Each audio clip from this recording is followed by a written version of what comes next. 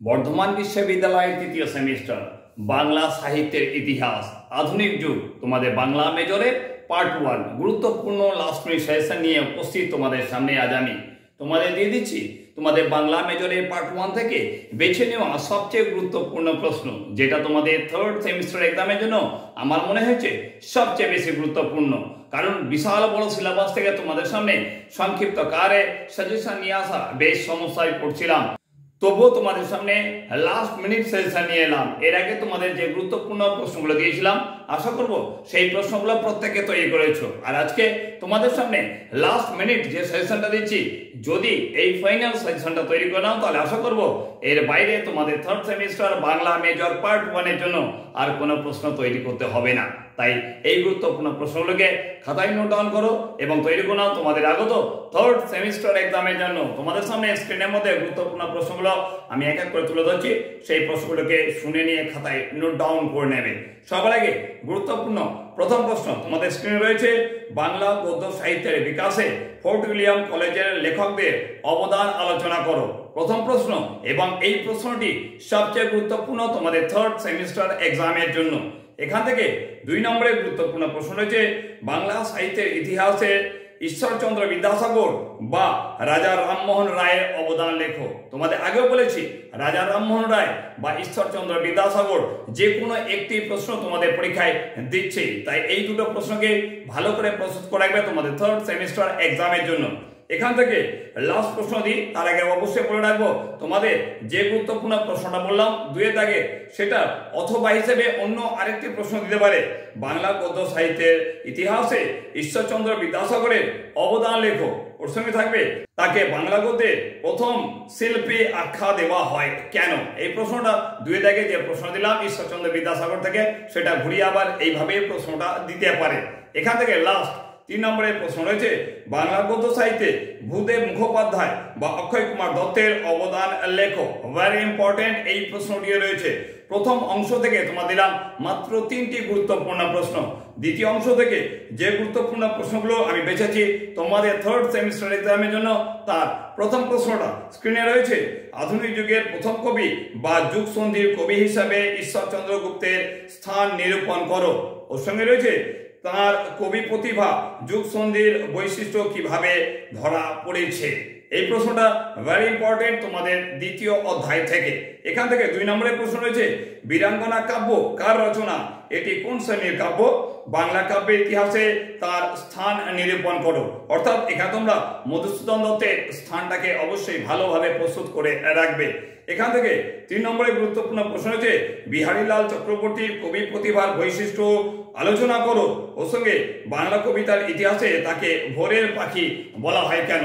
3 নম্বরের এই গুরুত্বপূর্ণ প্রশ্নটিও ভালো করে রাখবে, কারণ তোমাদের বাংলা যে সিলেবাসটা রয়েছে পার্ট 1 এর সিলেবাসটা অনেক বড়, সেখান থেকে গুরুত্বপূর্ণ কয়েকটি মাত্র প্রশ্ন বেছে নিয়ে আসা বেশ কষ্টকর ছিল, তবুও তোমাদের সামনে বেছে নিয়ে এসেছি এই গুরুত্বপূর্ণ প্রশ্নগুলো। এখান থেকে একদম শেষ প্রশ্ন তোমরা করে রাখবে, বাংলা কাব্যে সত্যেন্দ্রনাথ দত্তের অবদান লেখো।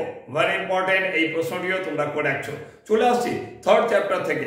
থার্ড চ্যাপ্টারে গুরুত্বপূর্ণ যে প্রশ্নগুলো রেখেছি তার প্রথম প্রশ্ন তোমাদের স্ক্রিনে রয়েছে, ঐতিহাসিক উপন্যাস কাকে বলে, বঙ্কিমচন্দ্র নিজে কেন রাজসিংহকে ঐতিহাসিক উপন্যাস হিসেবে চিহ্নিত করেছেন। এখান থেকে 2 নম্বরের গুরুত্বপূর্ণ প্রশ্ন রয়েছে, বাংলা উপন্যাস সাহিত্যে স্বর্ণকুমারী দেবীর অবদান সম্পর্কে আলোচনা করো। ভেরি ইম্পর্টেন্ট 3 নম্বরের প্রশ্ন রয়েছে, বাংলা ছোট গল্পের ইতিহাসে রবীন্দ্রনাথ কেন অবিস্মরণীয়। এবং এখান থেকে একদম শেষ প্রশ্ন তোমাদের জন্য আমি রেখেছি, ছোট গল্পকার হিসেবে তারাশঙ্কর বন্দ্যোপাধ্যায়ের মূল্যায়ন করো। এই প্রশ্নটি ঘুরিয়ে আবার অন্যভাবেই তোমাদের পরীক্ষা দিতে পারে, আঞ্চলিক উপন্যাস বলতে কি বোঝায়, তারাশঙ্কর বন্দ্যোপাধ্যায়ের লেখা আঞ্চলিক উপন্যাসের বৈশিষ্ট্য লেখো। চলে আসছি একদম শেষ অধ্যায়, লাস্ট অধ্যায়। এখান থেকে গুরুত্বপূর্ণ যে প্রশ্নটি তোমাদের থার্ড সেমিস্টার এক্সামের জন্য আমি মনে করি সবচেয়ে গুরুত্বপূর্ণ প্রশ্ন, সেগুলো হচ্ছে মাত্র 3টি গুরুত্বপূর্ণ প্রশ্ন রয়েছে তোমাদের ফোর্থ অধ্যায় থেকে। তো এখান থেকে গুরুত্বপূর্ণ প্রথম প্রশ্ন তোমাদের রয়েছে, মধুসূদন দত্তের প্রহসন দুটির নাম কি।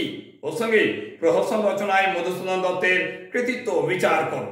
করবে এখান থেকে 2 নম্বরের গুরুত্বপূর্ণ প্রশ্ন।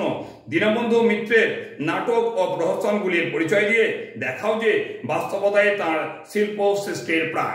ভেরি ইম্পর্টেন্ট, প্রত্যেকটা প্রশ্ন তোমাদের থার্ড সেমিস্টার এক্সামের জন্য রয়েছে। এখান থেকে 3 নম্বর অর্থাৎ লাস্ট গুরুত্বপূর্ণ প্রশ্ন।